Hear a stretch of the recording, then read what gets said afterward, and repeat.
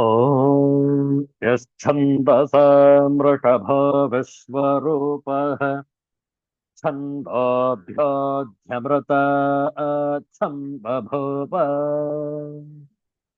समेन्द्रो मेधया स्पृणोतु अमृतस्य देवधारणो भूयासम् शरीरं मे विचर्षणम् जिह्वा मे मधुमत्तमा कर्णाभ्यां भूरिविश्रुवम् ब्रह्मणः कोशोऽसि मेधया पिहितः श्रुतं मे गोपाय ॐ शान्ति शान्ति शान्तिः हरिः ॐ श्रीगुरुभ्यो नमः हरिः ॐ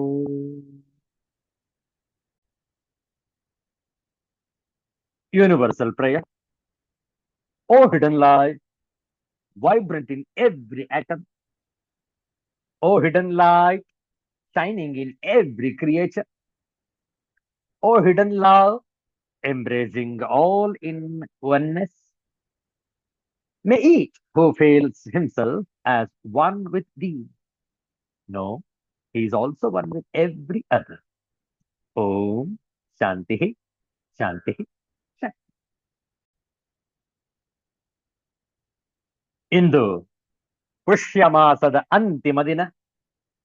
ನಾಳೆಯಿಂದ ಮಾಘ ಮಾಸ ಆರಂಭ. ಮಾಘ ಸ್ನಾನ ಅತ್ಯಂತ ವಿಶೇಷವಾದಂತಹ ಪರ್ವ. ಈ ಮಾಘ ಮಾಸದಲ್ಲಿ ಯಾವುದಾದ್ರೂ ಪುಣ್ಯಕ್ಷೇತ್ರಕ್ಕೆ ಹೋಗಿ ಅಲ್ಲಿ ಹತ್ತಿರವಿರುವಂತಹ ಪುಣ್ಯ ನದಿಯಲ್ಲಿ ಮಿಂದು ತಮ್ಮ ಅನುಷ್ಠಾನಗಳನ್ನು ಮಾಡಿಕೊಂಡು ಬರುವಂತಹ ಸದವಕಾಶ ಉಂಟು. ಪ್ರತಿಯೊಬ್ಬರು ಕೂಡ ಈ ಒಂದು ಯಾತ್ರೆಯನ್ನ ಮಾಡಿ ಪುನೀತರಾಗಿ ಆ ದೇವ ನದಿಯಲ್ಲಿ ಸ್ನಾನವನ್ನು ಮಾಡಿ ಶುದ್ಧೀಕರಿಸಿಕೊಂಡು ದೇಹ ಮನಸ್ಸು ಬುದ್ಧಿಗಳನ್ನು ಪವಿತ್ರವಾಗಿಸಿಕೊಳ್ಳುವಂತಹ ಶ್ರೇಷ್ಠವಾದಂತಹ ಕೈಂಕರ್ಯವಿದೆ. ಇಂದು ಪುಷ್ಯ ಬಹುಳ ಅಮಾವಾಸ್ಯೆ ಆದಿತ್ಯವಾಸರ. ಇಂಥ ಶ್ರೇಷ್ಠವಾದಂತಹ ಆದಿತ್ಯವಾಸರದ ಮುಸ್ಸಂಜೆಯಲ್ಲಿ ಗೀತಾ ಧ್ಯಾನ ಶ್ಲೋಕಗಳನ್ನು ಪಠಿಸುತ್ತಾ ಅದರ ಅರ್ಥವನ್ನು ಕೂಡ ಆಂಗ್ಲ ಭಾಷೆಯಲ್ಲಿ ತಿಳಿದುಕೊಳ್ಳೋಣ. ಗೀತಾ ಧ್ಯಾನ ಶ್ಲೋಕಗಳು.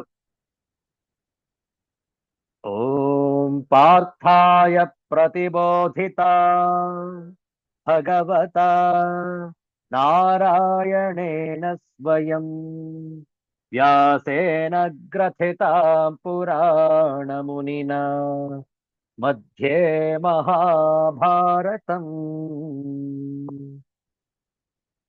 ಅದ್ವೈತಾಮೃತವರ್ಷಿಣೀಂ ಭಗವತೀ ಅಷ್ಟಾದಶಾಧ್ಯಾಯಿನೀ ಅಂಬ ತ್ವಾಮನುಸಂದಧಾಮಿ ಭಗವದ್ಗೀತೆ ಭವದ್ವೇಷಿಣೀ. ಓಂ. O Bhagavad Gita, with which Partha was illuminated by Lord Narayana himself, and which was composed within the Mahabharata by the ancient sage Vyasa. O Divine Mother, the destroyer of rebirth, the showerer of nectar of Advaita, and consisting of 18 discourses upon thee. O Gita, O affectionate Mother, I meditate. नमोऽस्तु ते व्यास विशाल बुद्धे फुल्लारविन्दायत पत्र नेत्र येन त्वया Bharat तैलपूर्णः प्रज्वालितो ज्ञानमयः प्रदीपः. Salutations unto thee, O Vyasa, of broad intellect and with eyes like the petals of a full-blown lotus, by whom the lamp of knowledge, filled with the oil of the Mahabharata, has been lit. Prapanna parijataya स्तोत्रवेत्रैकपाणये ज्ञानमुद्राय कृष्णाय गीतामृतदुहे नमः. Salutations to Lord Krishna, the Parijata or the Kalpataru, or the bestower of all desires for those who take refuge in him. The holder of the whip in one hand, the holder of the symbol of divine knowledge, and the milker of the divine nectar of Bhagavad Gita. Sarvopanishado gavah dugdha gopalanandanah Partho vatsah sudhir bhokta dugdham Gitamritam mahat. All the Upanishads are the cows. The milker is Krishna, the covered boy. Partha Arjuna is the calf. Men of purified intellect are the drinkers. The milk is the great nectar of the Gita.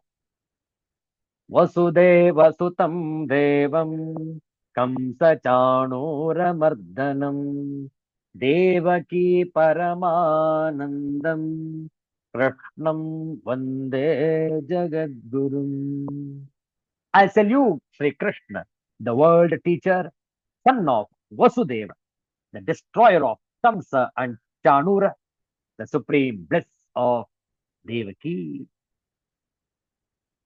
भीष्मद्रोणतटा जयद्रथजल गान्धारनीलोत्पला शल्यग्राहवती कृपेण वहनी कर्णेन वेलाकुला अश्वत्थामविकर्णघोरमकरा दुर्योधनावर्तिनी सोत्तीर्णा खलु पाण्डवैरणनदी कैवर्तकः केशवः.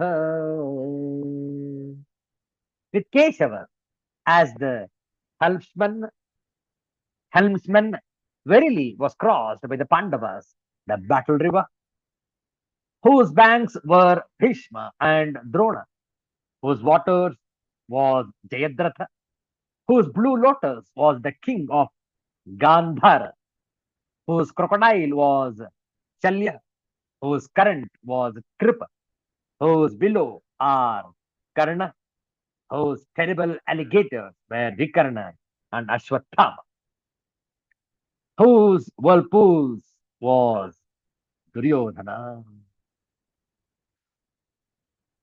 पाराशर्यवचः सरोजममलम् गीतार्थगन्धोत्कटम् नानाख्यानककेसरम् हरिकथा सम्बोधनाबोधितम् लोके सज्जन षट्पदैरहरः पेपीयमानम् मुदा भूयाद् भारत पङ्कजम् कलिमलप्रध्वंसिनः श्रेयसे.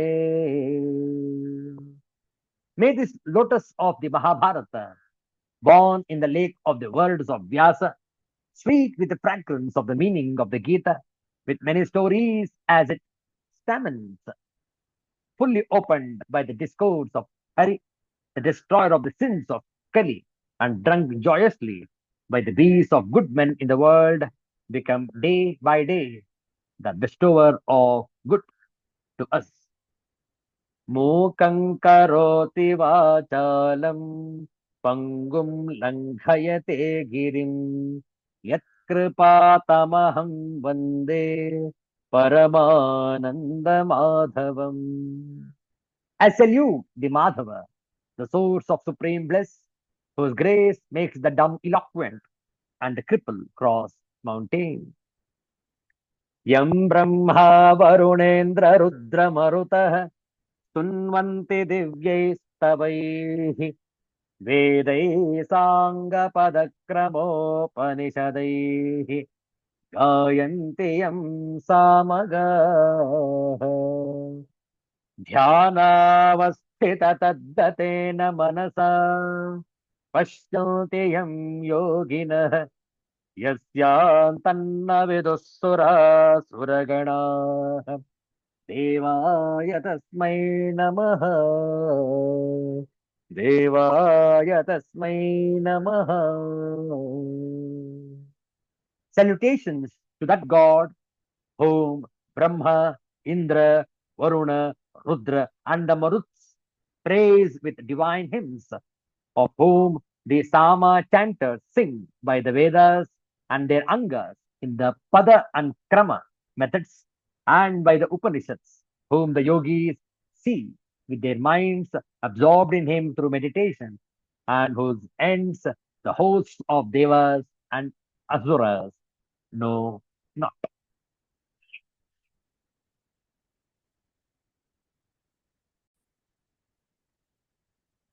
ಎರಡು ನಿಮಿಷ ನಾಮ ಜಪ ಹೇಳಿಕೊಟ್ಟ ನಂತರ ಪುನರಾವರ್ತನೆ. ಓಂ ನಮೋ ನಾರಾಯಣಾಯ ಓಂ ನಮೋ ನಾರಾಯಣಾಯ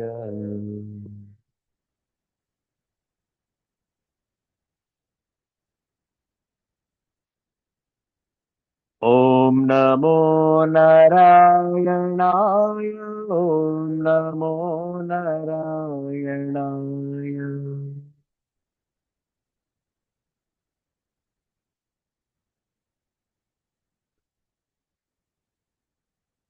ಓಂ ನಮೋ ನಾರಾಯಣಾಯ ಓಂ ನಮೋ ನಾರಾಯಣಾಯ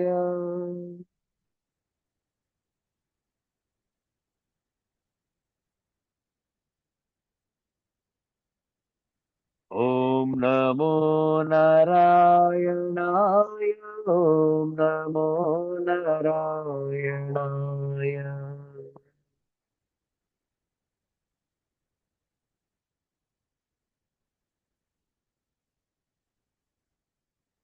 ಓಂ ನಮೋ ನಾರಾಯಣಾಯ ಓಂ ನಮೋ ನಾರಾಯಣಾಯ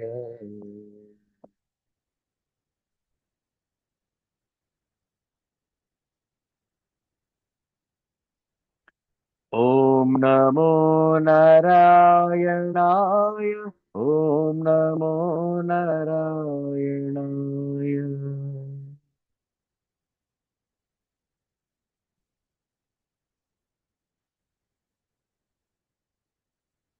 ಓಂ ನಮೋ ನಾರಾಯಣಾಯ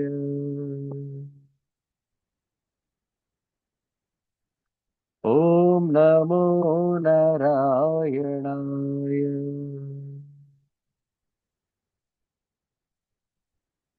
ಓಂ ನಮೋ ನಾರಾಯಣಾಯ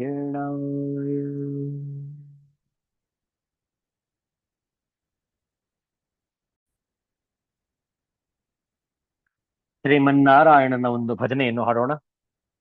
ಹೇಳಿಕೊಡ್ತೇವೆ, ಪುನರಾವರ್ತಿಸಬಹುದು. ಓಂ ಕ್ಷೀರಾಬ್ಧಿಶಯನ ನಾರಾಯಣ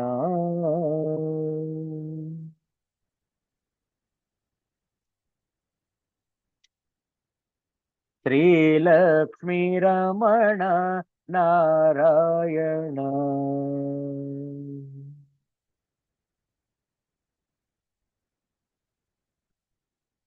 ನಾರಾಯಣ ಹರಿನಾರಾಯಣ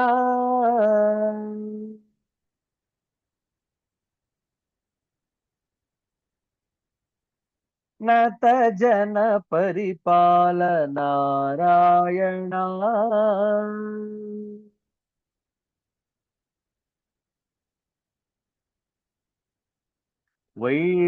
ವೈಕುಂಠವಾಸ ನಾರಾಯಣ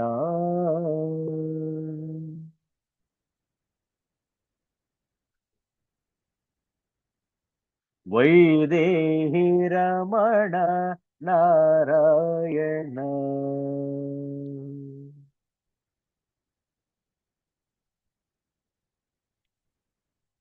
ನಾರಾಯಣ ಸತ್ಯನಾರಾಯಣ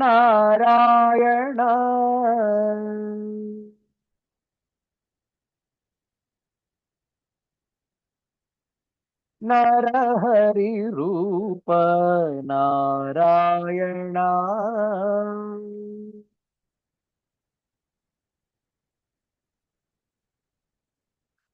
क्षीराब्धिशयन नारायण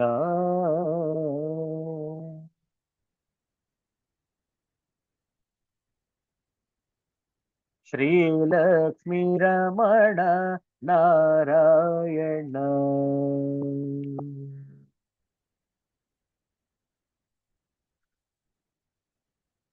नारायण हरि नारायण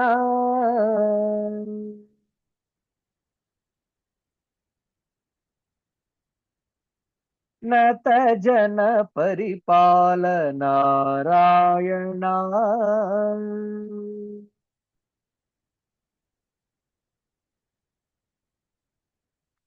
क्षीराब्धिशयन नारायण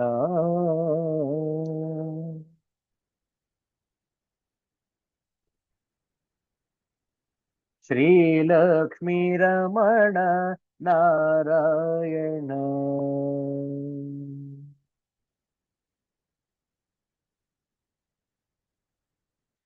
श्रीलक्ष्मीरमण नारायण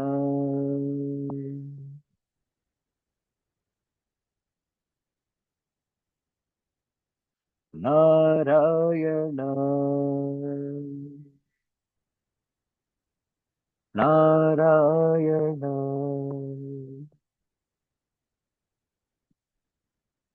गोविंद नाम संकीर्तनम गोविंद गोविंद सिद्धांत अवधूत चिंतन श्री गुरुदेव दत्त जय जय रघुवीर समर्थ श्री सद्गुरुनाथ महाराज की जय हर हर नमः पार्वती पतये हर हर महादेव शंभो ಶ್ರೀಮದ್ಭಗವದ್ಗೀತೆಯ ಷೋಡಶೋಧ್ಯಾಯ ಈ ಅಧ್ಯಾಯದ ಕೆಲವು ಶ್ಲೋಕಗಳ ಪಾರಾಯಣ ಹೇಳಿಕೊಡ್ತೇವೆ, ಪುನರಾವರ್ತಿಸಬಹುದು. ಓಂ ಶ್ರೀ ಪರಮಾತ್ಮನೇ ನಮಃ.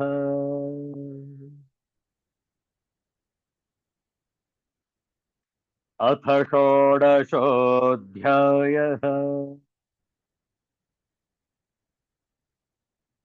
दैवासुर संपद्विभाग योगः.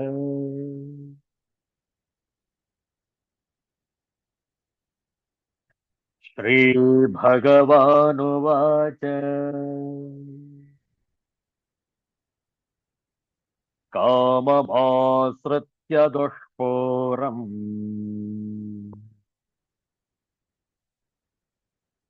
दम्भमानमदान्विताः मोहात् गृहीत्वा सद्ग्राहान्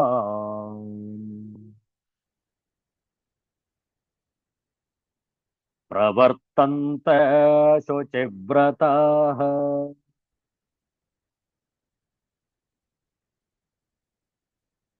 चिन्तामपरिमेयाञ्च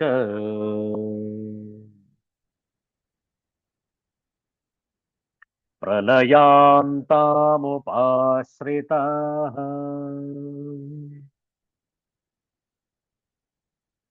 कामोपभोगपरमाः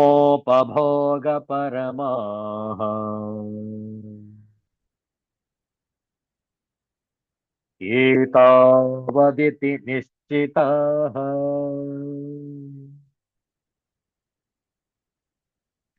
आशापाशशतैर्बद्धाः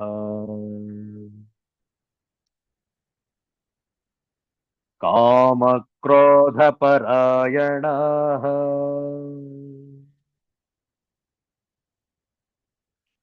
ईहन्ते कामभोगार्थम्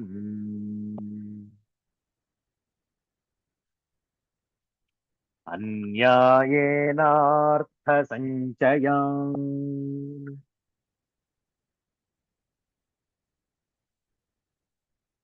ಇದಮದ್ಯ ಮಯಾ ಲಬ್ಧಂ ಇಮಂ ಪ್ರಾಪ್ಯೆ ಮನೋರಥಂ ಇದಮಸ್ತೀದಮಪಿ ಮೇ ಭವಿಷ್ಯತಿ ಪುನರ್ಧನಂ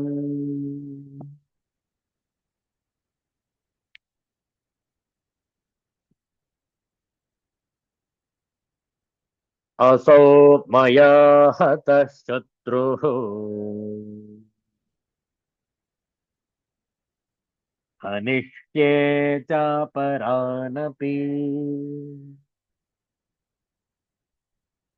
ईश्वरोऽहमहं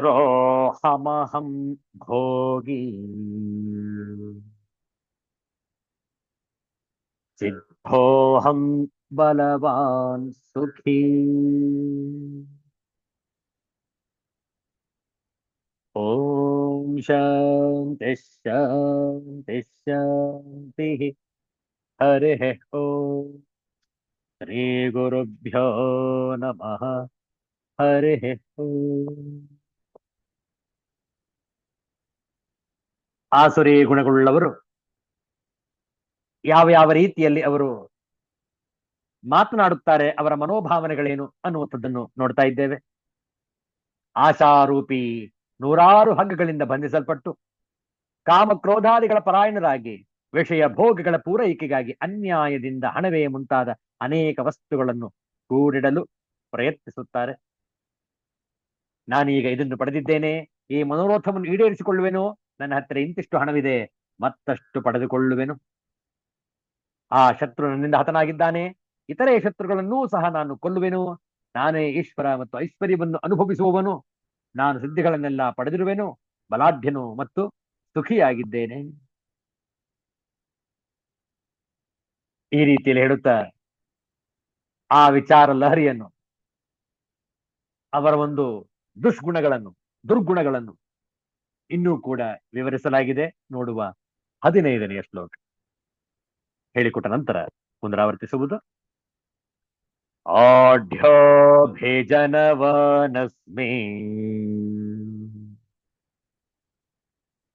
ಕೋನ್ಯೋಸ್ತಿ ಸದೃಶೋ ಮಯಾ ಯಕ್ಷ್ಯೇ ದಾಸ್ಯಾಮಿ ಮೋದಿಷ್ಯೇ ಇತ್ಯಜ್ಞಾನ ವಿಮೋಹಿತಾಃ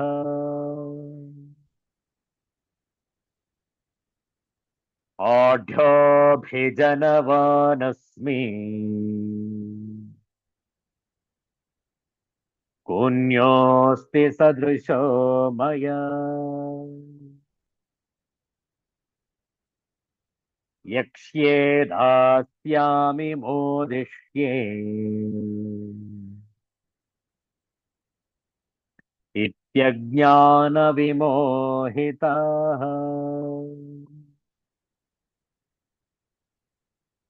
ಆಢ್ಯ ಅಭಿಜನವಾನ್ ಅಸ್ಮಿ ಕಹ ಅನ್ಯಃ ಅಸ್ತಿ ಸದೃಶಃ ಮಯಾ ಯಕ್ಷ್ಯೇ ದಾಸ್ಯಾಮಿ ಮೋದಿಷ್ಯೇ ಇತಿ ಅಜ್ಞಾನ ವಿಮೋಹಿತಾಃ.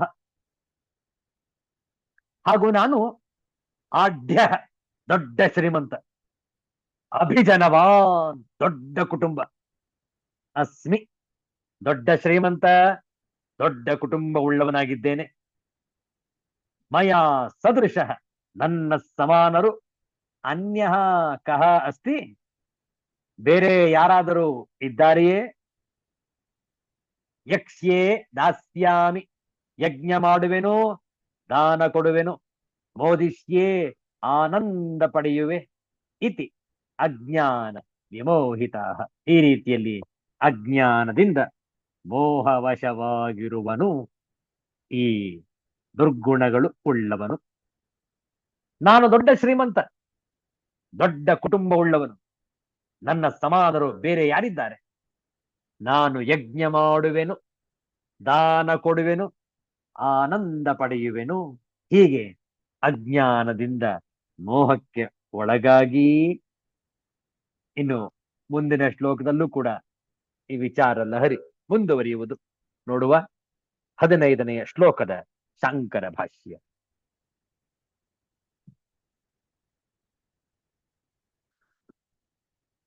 ಆಢ್ಯ ಧನೇನ ಅಭಿಜನವಾನ್ ಸಪ್ತ ಪುರುಷಂ ಶ್ರೋತ್ರಿಯತ್ವಾದಿ ಸಂಪನ್ನ ತೇನಾಪಿ ನ ಮಮ ತುಲ್ಯ ಅಸ್ತಿ ಕಶ್ಚಿತ್.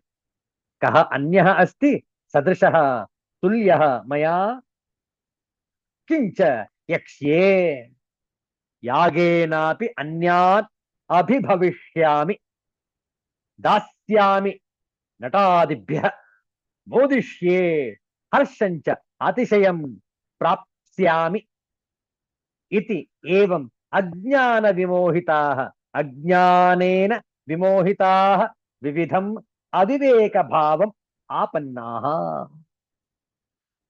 ಆಢ್ಯನು ಹಣವಂತನು, ಶ್ರೀಮಂತನು, ಅಭಿಜನವಂತನಾಗಿರುವೆನು, ಒಳ್ಳೆಯ ವಂಶದವನು, 7 ತಲೆಯಿಂದಲೂ ಶ್ರೋತ್ರಿಯತ್ವವೇ ಮುಂತಾದ ಗುಣಗಳಿಂದ ಕೂಡಿದವನು, ಅದರಲ್ಲಿಯೂ ನನಗೆ ಸಮನಾದವನು ಯಾರೂ ಇಲ್ಲ. ಇನ್ನು ಯಾರು ತಾನೆ ನನಗೆ ಸದೃಶನು, ಸಮಾನನು, ಸಮನಾದವನು ಇದ್ದಾನೆ? ಇದಲ್ಲದೆ ನಾನು ಯಾಗವನ್ನು ಮಾಡುವೆನು,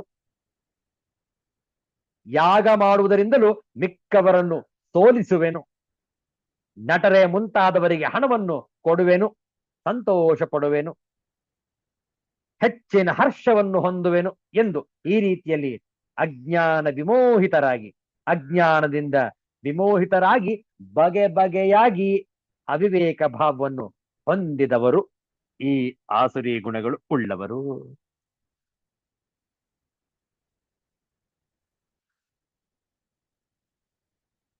Now, what is the intellectual estimate of a materialist about himself? He will explain about himself. Who is he, this intellectual materialist? I am rich and well born. Who else is equal to me? I will give alms, money. I will rejoice. Thus are they deluded by ignorance.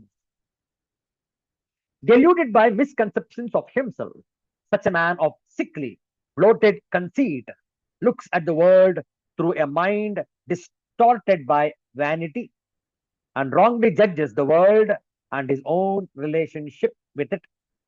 He feels happy and congratulates himself on his high birth and breed, on his belongings and wealth, and fails to find anyone equal to him. Self-exiled from society, he lives in a false castle of vanity, suffering innumerable psychological privations. He gloats that he will, by his acts, even order the gods to serve him, that he shall, with his gifts, purchase the whole world. And thus glorified by the world, served by the gods, I shall rejoice in the world. Such are some of the maddest ravings of his restless heart in the dark depths of his utter ignorance, in which each individual pours his best into the activity of life as an oblation to propitiate the potential goodness in existence, and which, when invoked, is to be distributed equally to all.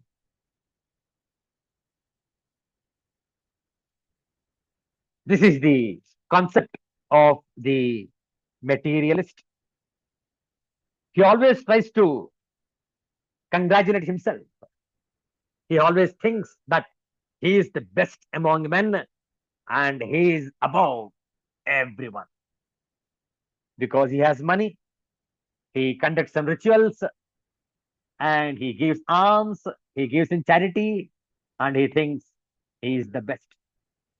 How deluded must he be with his own ignorance, isn't it? He forgets to remember that there is something beyond him also, who is running the entire cosmos.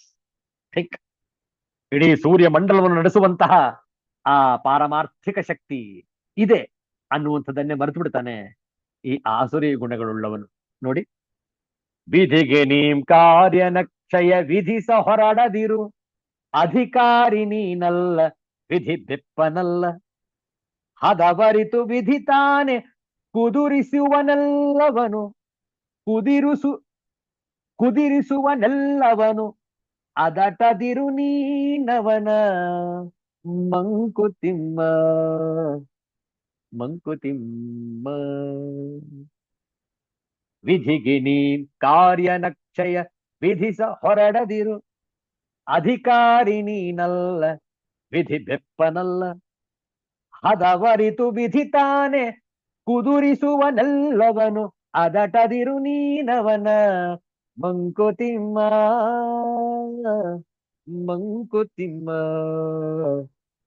Mankutimma.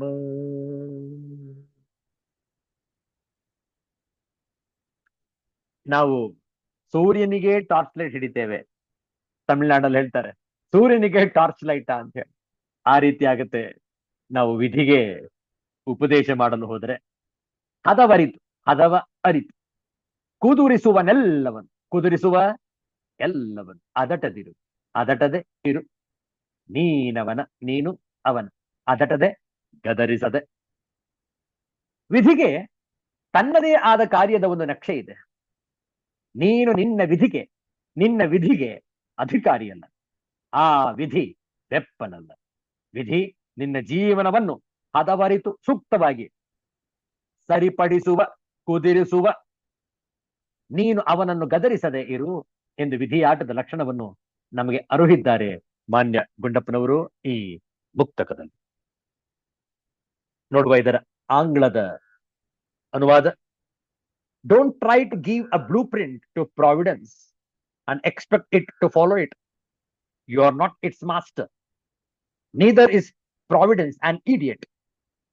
It will let good things happen when the time and ecosystem is just right for it. Don't fight with providence. Mankutimma. ವಿಧಿ ಎಂದರೆ ವಿಧಾತನ ಕಾರ್ಯವಿಧಾನ. ಸರ್ವ ಸ್ವತಂತ್ರನಾದ ಆ ವಿಧಾತನ ವಿಧಿಗೆ ಅಧೀರರಾದ ನಾವು ವಿಧಾತನಿಗೆ ಸಲಹೆಗಳನ್ನು ಹೇಳಲಾಗುವುದೇ? ಸಾಧ್ಯವೇ ಇಲ್ಲ. ನಮ್ಮ ಮಾತನ್ನು ಕೇಳುವಂತಹ ಬೆಪ್ಪನೇನಲ್ಲ ಆ ವಿಧಿ. ನಮ್ಮನ್ನು ವಿಧಿಗನುಸಾರವಾಗಿ ನಡೆಸಿಕೊಂಡು ನಾವು ಹದಗೊಂಡಾಗ ನಮ್ಮ ಬಾಳನ್ನು ಅವನೇ ಸರಿಪಡಿಸುವನು. ನಾವು ಮಾಡುವ ಪೂಜೆ, ಪುರಸ್ಕಾರ, ಹೋಮ, ಹವನ, ಯಜ್ಞ, ಯಾಗಾದಿಗಳಿಂದಲೋ ಅಥವಾ ಧ್ಯಾನ, ಜಪ ಮುಂತಾದ ವ್ಯಕ್ತಿಗತ ಸಾಧನೆಗಳಿಂದಲೋ ಆ ಪರಮಾತ್ಮನನ್ನು ಬೆದರಿಸಿ ನಮ್ಮ ವಿಧಿಯನ್ನು ಬದಲಾಯಿಸಿಕೊಳ್ಳಲು ಸಾಧ್ಯವೇ ಇಲ್ಲ. ನಮ್ಮ ಪೂರ್ವ ಕರ್ಮಾನುಸಾರ ನಮಗೆ ಏನೇನು ನಡೆಯಬೇಕೋ ಅದನ್ನೆಲ್ಲ ತಪ್ಪಿಸಲು ಸಾಧ್ಯವೇ ಇಲ್ಲ. ನಮ್ಮನ್ನು ನಾವು ಸಂಪೂರ್ಣವಾಗಿ ಆ ವಿಧಿಗೆ ಒಡ್ಡಿಕೊಳ್ಳದೆ ಬೇರೆ ದಾರಿಯೇ ಇಲ್ಲ. ನಮಗೆ ಆ ವಿಧಿಯ ವಿನ್ಯಾಸವನ್ನು ತಿದ್ದುವ ಅಥವಾ ಪ್ರಶ್ನಿಸುವ ಅಧಿಕಾರವೇ ಇಲ್ಲ. ಅಷ್ಟೇ ಅಲ್ಲ, ನಮ್ಮ ಪೂರ್ವ ಕರ್ಮಗಳಿಂದ ನಾವೇ ನಿರ್ಮಿಸಿಕೊಂಡ ನಮ್ಮ ಹಣೆಯ ಬರಹವನ್ನು ನಾವೇ ಅನುಭವಿಸಬೇಕು. ಹಾಗೆ ಅನುಭವಿಸುವಾಗ ನಮ್ಮ ಇಂದಿನ ಕರ್ಮವನ್ನು ಸರಿಯಾದ ಮಾರ್ಗದಲ್ಲಿ ನಾವು ನಡೆಸಿಕೊಂಡು ಹೋದರೆ ಹಿಂದಿನ ಕರ್ಮದಿಂದ ಉಂಟಾದ ವಿಧಿಯ ವಿನ್ಯಾಸದಿಂದ ಬರಬಹುದಾದ ಕಷ್ಟ ಸುಖಗಳನ್ನು ಅನುಭವಿಸಲು ನಮಗೆ ಶಕ್ತಿ ಮತ್ತು ತಾಳ್ಮೆ ಎರಡೂ ಸಿಗಬಹುದು. ಮತ್ತು ಮುಂದಿನ ನಮ್ಮ ವಿಧಿ ವಿನ್ಯಾಸವನ್ನು ನಮಗೆ ಅನುಕೂಲವಾಗಿ ತಿದ್ದಿಕೊಳ್ಳಲು ಶಕ್ತಿ ಬರಬಹುದು. ಈ ಮಾರ್ಗದಲ್ಲಿ ನಾವು ಸತ್ಸಂಗ, ಸನ್ಮಾರ್ಗ, ಸದಾಚಾರ, ಸದ್ವಿಚಾರಗಳನ್ನು ಪಾಲಿಸಿದರೆ ನಮ್ಮನ್ನು ನಾವು ತಿದ್ದಿಕೊಳ್ಳುವ ಮಾರ್ಗದಲ್ಲಿ ಕೊಂಡು ಹೋದಂತೆ ಅಲ್ಲವೇ? ಹಾಗೆ ತಿದ್ದಿಕೊಂಡರೆ ನಾವು ಸಹ ಆ ಪರಮ ಕೃಪೆಗೆ ಪಾತ್ರರಾಗಿ ನಮ್ಮ ವಿಧಿಯೂ ಬದಲಾಗಬಹುದು. ಆದರೆ ಸತ್ಪ್ರಯತ್ನ, ತಾಳ್ಮೆ ಮತ್ತು ಸಹನೆ ಬೇಕು. ಅಲ್ಪಮತಿಗಳಾದ ನಾವು ಆ ವಿಧಿಯ ಆಟವನ್ನು ಅರಿಯಲು ಸಾಧ್ಯವೇ ಇಲ್ಲವೆಂದಾದ ಮೇಲೆ ಸುಮ್ಮನೆ ಅದಕ್ಕೆ ಶರಣಾಗುವುದೇ ಲೇಸು. ಹಾಗೆ ಆಗುವುದರಿಂದ ಮನಸ್ಸಿಗೆ ನೆಮ್ಮದಿ ಖಂಡಿತ ಸಿಗುತ್ತದೆ. ನೋಡಿ ಆ ಶ್ಲೋಕ ಮತ್ತೊಮ್ಮೆ. ವಿಧಿಗೆ ನೀ ಕಾರ್ಯನಕ್ಷಯ ವಿಧಿಸ ಹೊರಡದಿರು, ಅಧಿಕಾರಿ ನೀನಲ್ಲ ವಿಧಿ ಬೆಪ್ಪನಲ್ಲ, ಹದವರಿತು ವಿಧಿ ತಾನೆ ಕುದುರಿಸುವನಲ್ಲವನು, ಅದಟದಿರು ನೀನವನ ಮಂಕುತಿಮ್ಮ ಮಂಕುತಿಮ್ಮ. ಹೀಗೆ ಆಸುರಿ ಗುಣಗಳನ್ನು ಹೋಗಲಾಡಿಸಿಕೊಂಡು ದೈವೀ ಗುಣಗಳನ್ನು ಸಂಪಾದಿಸಿಕೊಂಡು ನಾವು ಸಂತೋಷ ಭರಿತರಾಗಿ ಆನಂದದಿಂದ ಈ ಜೀವನವನ್ನು ನಿರ್ವಹಿಸೋಣ. ಸಾಧ್ಯವಾದರೆ ಮತ್ತೊಬ್ಬರಿಗೂ ಕೂಡ ಈ ಒಂದು ದಿವ್ಯಾಮೃತವನ್ನು ಉಣಬಡಿಸೋಣ. ಅವರು ಕೂಡ ಇದರಿಂದ ಲಾಭವನ್ನು ಪಡೆದುಕೊಳ್ಳುವಂತಾಗಲಿ, ಅವರು ಕೂಡ ಸನ್ಮಾರ್ಗದಲ್ಲಿ ನಡೆಯುವಂತಾಗಲಿ. ಎಲ್ಲರಿಗೂ ಒಳಿತಾಗಲಿ, ಎಲ್ಲರಿಗೂ ಶುಭವಾಗಲಿ ಅನ್ನುವ ಮಂತ್ರವನ್ನು ಮತ್ತೆ ಮತ್ತೆ ಜಪಿಸೋಣ. ಉಳಿದ ವಿಚಾರಗಳನ್ನು ಮುಂದಿನ ವಾರ ಮುಂದುವರಿಸೋಣ. ಶಾಂತಿ ಮಂತ್ರ. ಓಂ ಸರ್ವೇಷಾಂ ಸ್ವಸ್ತಿ ಭವತು, ಸರ್ವೇಷಾಂ ಶಾಂತಿರ್ಭವತು, ಸರ್ವೇಷಾಂ ಪೂರ್ಣಂ ಭವತು, ಸರ್ವೇಷಾಂ ಮಂಗಳಂ ಭವತು. ಓಂ ಶಾಂತಿ ಶಾಂತಿ ಶಾಂತಿ. ಹರಿ ಓಂ. ಶ್ರೀ ಗುರುಭ್ಯೋ ನಮಃ. ಹರಿ ಓಂ. ಮತ್ತೆ ಭೇಟಿಯಾಗೋಣ. ಎಲ್ಲರಿಗೂ ಒಳಿತಾಗಲಿ, ಎಲ್ಲರಿಗೂ ಶುಭವಾಗಲಿ. ಜೈ ಶ್ರೀ ಗುರುದೇವ ದತ್ತ.